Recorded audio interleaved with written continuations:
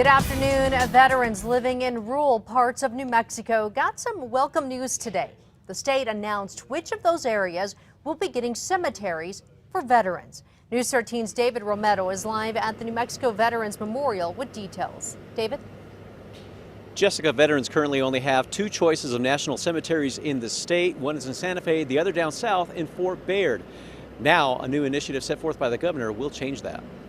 I grew up in Roswell, New Mexico, and so if I were to be buried in a national cemetery, it'd be nice to be closer to home. And that's the sentiment of many veterans living out in outer-lying areas of the state. Today, Governor Martinez announced Carlsbad, Fort Stanton, Gallup and Angel Fire would be 4 locations around the state to get new VA-funded cemeteries. The 4 spots were selected from a group of 10 through town hall meetings. The state is essentially putting a down payment on each of the sites for a grand total of about $600,000, which was appropriated in this year's legislative session. Each 3 to 5 acre site would cost about $1.5 million and would be managed by the state. The U.S. Department of Veterans Affairs would pay the rest. Now, the 4 locations will be submitted to the VA in July.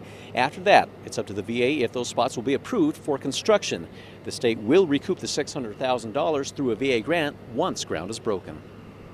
They'll be able to go more often, as opposed to having to go to Santa Fe, which can be as much as 200 miles away. Now, the VA goal is to try and have 75 miles from a cemetery. That's a hard goal to reach in a state like New Mexico, so we're just making a first step to try and move those cemeteries out where a little closer to the people.